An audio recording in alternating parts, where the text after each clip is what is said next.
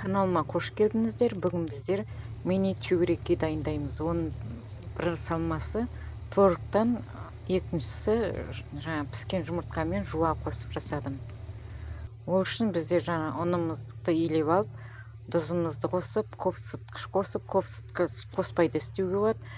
Жұмыртқа қосып, 2 жұмыртқа, сосын айран қосамыз.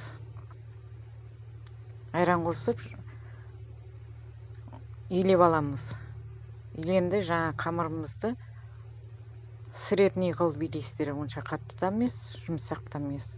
Илеп алып, қолымызға жабыспайтындай болған кезде оны жарты сағатқа қойып қоясыздар. Бетін жауып, жарты сағатқа қоясыздар.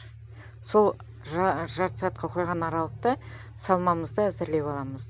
Мен бүгін жаңа жасыл жуамен, жұмыртқамен әзірледім бір түрін. Ол кезде жаңа жасыл жуаны уақтап турап аласыздар.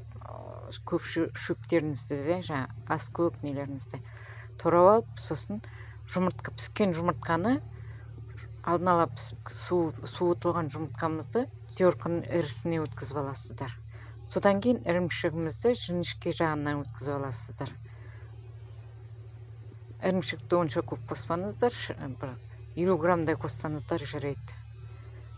Сосын тұз қосасыз. Тұзды онша көп қоспаңыздар, ірімшікті аш болады, сондықтан тұзды кішкене қоссаңыздар болады.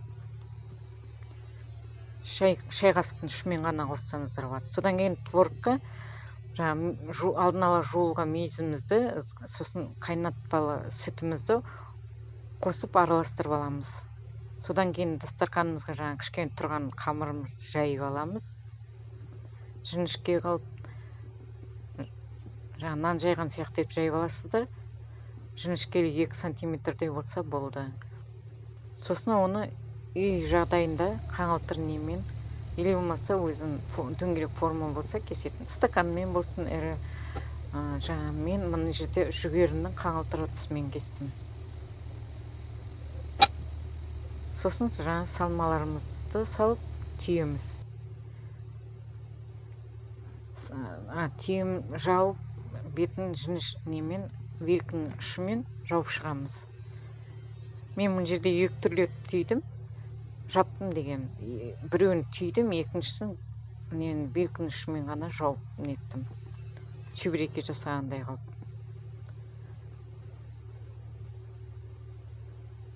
Каналыма тіркелмеген болсаңыздар, тіркеліп қойыңыздар. Болашақта тағамның түрлерін, рецептерін салып тұратын болам. Сол кезде сіздер көре алатындай боласыздар. Енді екіншісін біздер енді жұмыртқамен көк жуа салынған түрін біздер түйіп жасадым мен мына жерде. Нетен шатысып кетпес үшін 2 түрі болғасын. Біреуін түйдім, біреуін дейтін вилкінің ұшымен ғана жасадым. Сосын қызып тұрған немізге шағу майымызға салып қуырып аламыз. Қызып тұрған шағу майымызға салып, 2 жағын қызартып қуырып алсаңыздар болады. Бұның салмасына түрлі разный ет жасасаңыздар болады. Бұны етпен де жасауға болады, етпен жасауға болады. Басқа да сухофрукт салып та теркадан өткізіп, или болмаса мясорубкадан өткізіп, оны да жаңа сгущенкамен істеп салуыңызға болады. Тәтті қылып. Жасап көріңіздер, ас болсын.